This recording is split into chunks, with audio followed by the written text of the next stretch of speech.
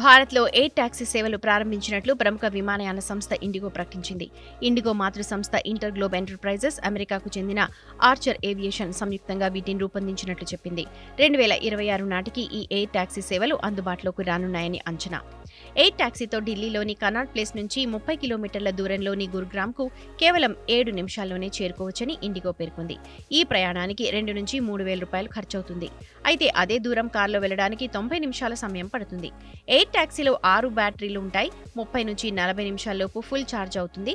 ఢిల్లీతో పాటు ముంబై, బెంగళూరులలో కూడా air taxi సేవలను ప్రారంభించడానికి ఇంటర్ గ్లోబ్ ఇంకా ఆర్చర్ ఏవియేషన్ ప్లాన్ చేస్తున్నాయి.